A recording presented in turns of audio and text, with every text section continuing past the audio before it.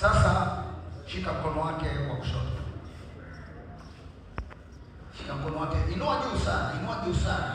Unamwonyesha Mungu kwamba huyu ndiye watakuwa wa kwangu, na ninampa ishara hii, inakwenda kuishi. Kule wanachukua video kule, sio kuniambia nilikosea, hapana.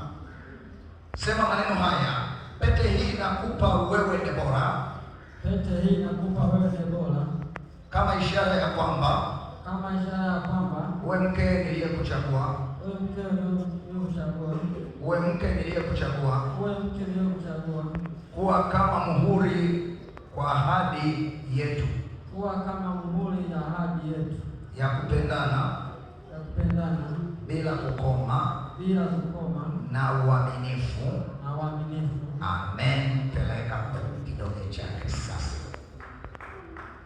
pole pole, pole pole, pole.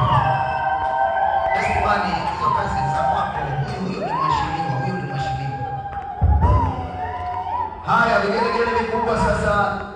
Hiyo ni umilikiwaji, anamilikiwa sasa na John.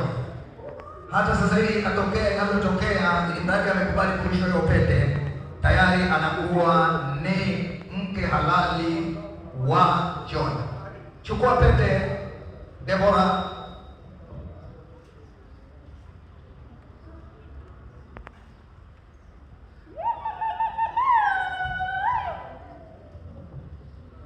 Sema, pete hii nakupa wewe John, pete hii nakupa wewe John, ishara ya kwamba wewe ni mume wangu niliyekuchagua, na kama muhuri kwa ajili ya ahadi ya kupendana,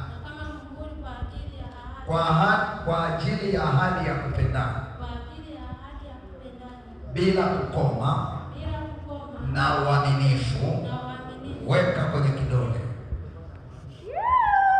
Wanaume hatubonyei, wanaume hatubonyei.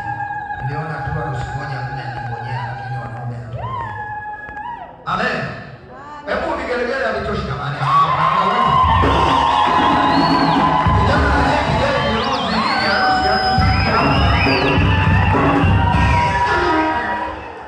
Hii ndio ndoa sasa.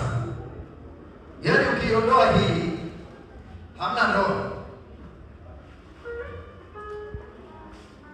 Sasa natoa tamko.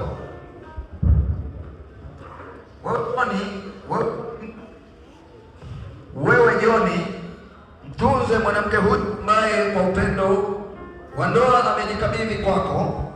Jitahidi sana kuishi katika Bwana kiasi kwamba hakutakuwepo neno au tendo lolote ambalo litamfanya yeye kuumia moyoni kwa uchungu na macho yake kuloa machozi. Na wewe Debora,